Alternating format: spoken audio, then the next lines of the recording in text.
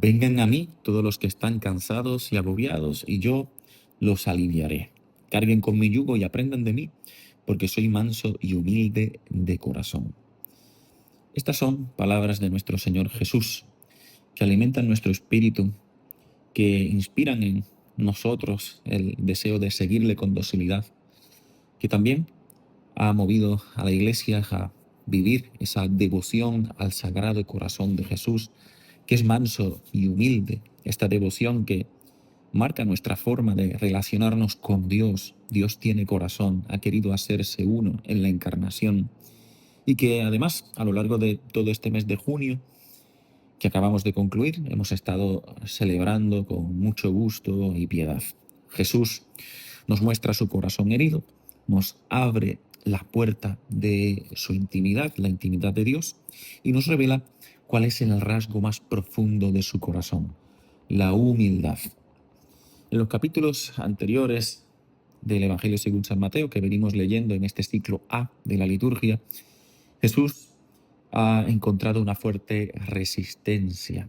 Él ha ido predicando por distintas localidades, entre ellas Corosaín, Betsaida, Cafarnaúm. Ha realizado milagros extraordinarios, ha anunciado la llegada del reino de Dios y sin embargo muchos no han creído en él.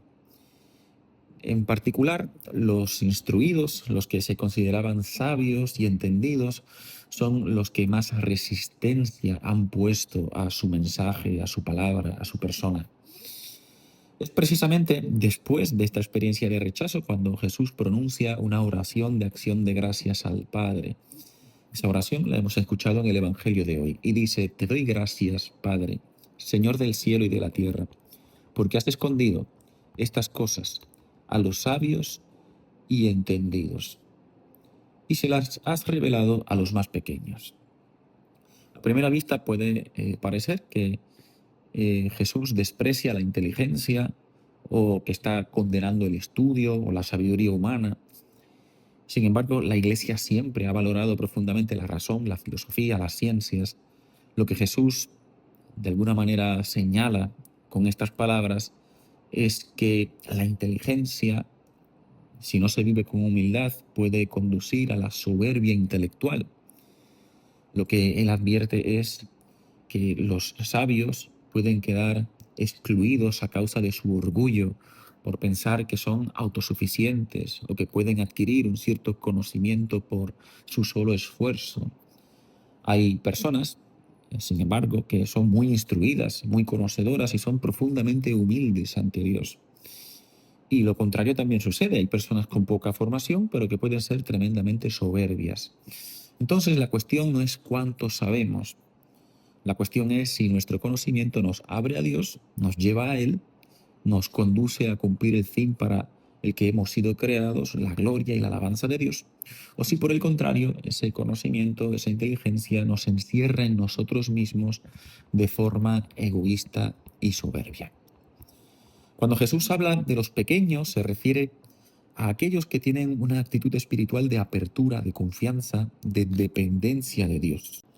Son aquellos que reconocen que necesitan ser enseñados, que no lo saben todo, que están dispuestos a recibir. En el fondo, la puerta de entrada al reino de Dios no es la inteligencia, sino la humildad. Y por eso tantos santos, aun siendo hombres y mujeres extraordinariamente inteligentes, piensen por ejemplo en un Santo Tomás de Aquino, una Santa Catalina de Siena o San Agustín, siempre pues han implorado a Dios un corazón de niño, un corazón pequeño. La primera lectura de la liturgia de hoy, tomada del profeta Zacarías, ilumina también este tema. El profeta anuncia la llegada del Mesías y dice que este rey, este Mesías, va a venir justo y victorioso, pero humilde y montado en un asno, en un pollino. Esto resulta sorprendente, porque los reyes en la antigüedad se presentaban en caballos de guerra, entraban en las ciudades rodeados con sus ejércitos, exhibían su poder, su fuerza. Sin embargo, el Mesías prometido aparece montado en un humilde borrico. Y esto pues se va a cumplir, como todos sabemos, el Domingo de Ramos, cuando Jesús entra de forma triunfal en Jerusalén montado en un asno. Pues bien, la enseñanza fundamental que se nos da hoy es esta, que Dios es humilde y que no nos manifiesta su reinado por medio de la imposición o la violencia o el miedo, sino más bien por la humildad, por la sencillez. Así nos revela también su amor, un amor entrañable. El centro del Evangelio lo encontramos en una de las afirmaciones más profundas acerca de la identidad de Jesús, que nos habla precisamente de su naturaleza divina. Y dice el Señor: nadie conoce al Hijo sino al Padre, y nadie conoce al Padre sino al Hijo, y aquel a quien el Hijo se lo quiera revelar.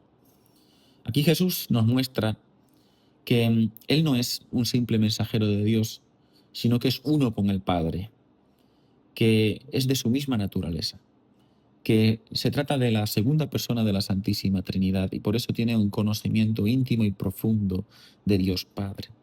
Es su misión, ha venido a revelarnos cómo es Dios por dentro.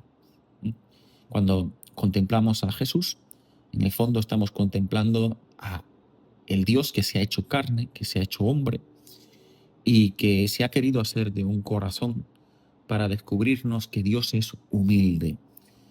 Esto pues es sorprendente, ¿no? Un Dios todopoderoso, el creador de todo lo existente, que sin embargo es humilde y que ha querido abajarse, hacerse pequeño, tocar el suelo, revestirse con nuestra carne. Después de hablar del Padre, Jesús dirige una invitación universal en el Evangelio de hoy: vengan a mí todos los que están cansados y agobiados. No dice vengan los perfectos, los que saben mucho, los santos, los que no tienen problemas. Por el contrario, Jesús destaca que vengan todos aquellos que estén cansados y agobiados. Jesús conoce ciertamente de las cargas de las personas humanas, las preocupaciones familiares, las enfermedades, los fracasos, las heridas, las luchas interiores, las dudas, los pecados. Y precisamente a esas personas les dirige esta invitación. Porque el cristianismo no comienza cuando somos fuertes y perfectos, sino que nosotros, reconociéndonos imperfectos, nos ponemos en manos de Dios y le pedimos, porque nos sabemos necesitamos de su misericordia y de su gracia para poder ser felices y cumplir con el deber y con su voluntad. Carguen con mi yugo. El yugo, que es esta pieza de madera que suele unir a dos animales, por ejemplo, pues a dos mulas o a dos reses para poder arar el terreno, etcétera, para que trabajen juntos.